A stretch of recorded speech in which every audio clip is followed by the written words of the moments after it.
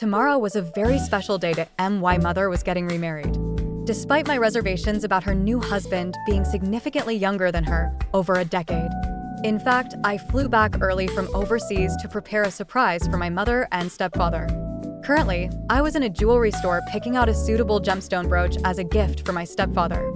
This store's treasure, being extremely luxurious and expensive, is valued at over $100 million and has yet to find the right destined owner, the shop attendant explained. "You are truly bold, giving such a gift. The recipient is very lucky and fortunate indeed," the attendant added, her eyes gleaming as she looked at the complete set of imperial green brooches, regarding me as if I were a god of wealth. "That's the one to wrap it up," I said with a slight smile. Giving it to my stepfather couldn't be more perfect. "He should like it too," I added. The shop attendant carefully arranged the jewelry. Suddenly, a string of cursing came from outside the door. "Well, it seems any riffraff can walk in here," said a voice I hadn't expected. It was Theron Miller, my despicable ex, flaunting his scorn as he appraised me from head to toe with a sneer. His assumption that I was poor wasn't surprising, given my understated clothing which bore no visible designer labels. However, those in the know were aware that my entire outfit was custom-made, costing tens of millions of dollars. I had no desire to engage with this former annoyance of mine, a veritable germ I once knew. After all, no one wanted to converse with filth, so I continued focusing on the brooches. He persisted, unrelenting. "Hey, are you deaf, bitch?" I did not respond. Seeing that I ignored him, he became infuriated and turned to the shop attendant, high and mighty. "I am the head of the Sanchez family. If you don't want to offend me, kick this bitch out." I was dumbfounded. The Sanchez family. Wasn't that my family? I hurriedly checked my phone. My mother and I didn't pry into each other's private lives, so I didn't know the full name or face of the groom. I only knew my stepfather's name was Theron. Although I was initially disgusted that he shared the same name as my ex, I hadn't expected such an ironic twist. The photo on my phone confirmed my worst fears. The man holding my mother's hand was indeed my ex. Reflecting on the reasons we broke up, which involved him dating multiple wealthy women while with me, it seemed both unexpected yet predictable that he would end up with one. But I never imagined it would be my mother, the ultimate victim. Despite her being my own mother, I couldn't help but mentally exclaim, "Mom, you have a terrible taste in men." "Get out of the store, miss," the shop attendant said, interrupting my thoughts and apparently convinced of my current status, even attempting to physically push me out the door. While he fawned over Theron, calling him an esteemed guest and promising to sweep me out of our store, he hurled insults at me.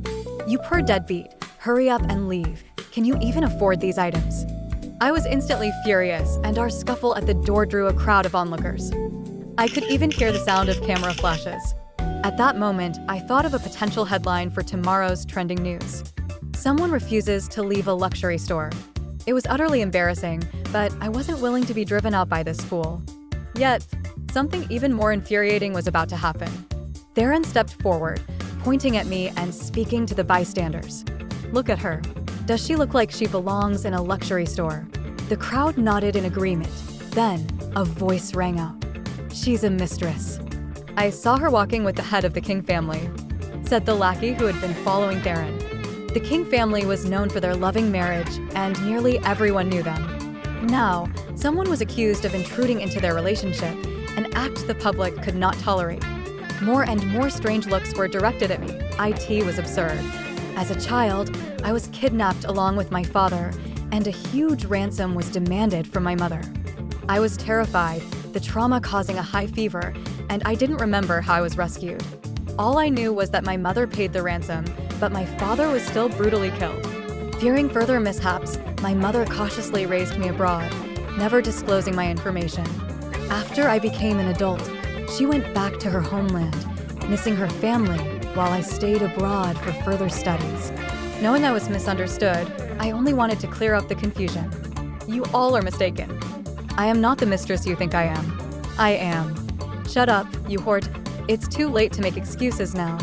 I'll teach you a lesson. Theron interrupted me, grabbing my hair and throwing me to the ground. The pain swept through my body as I hit the floor, and my forehead violently struck the edge of the display case glass. The glass instantly cracked. Blood flowed from my forehead, blurring my vision in one eye. You can't attack me without understanding the situation. Have you lost your mind? I gasped for air, struggling to get up, but Theron stepped on my face, grinding it as if crushing an ant. Why do you engage in affairs and become a mistress at such a young age? Shame on you. Suddenly, I became the target of everyone's blame and abuse. The crowd surrounded me, and some even rushed forward to hit me. The scene quickly descended into chaos as countless fists rained down on me like droplets.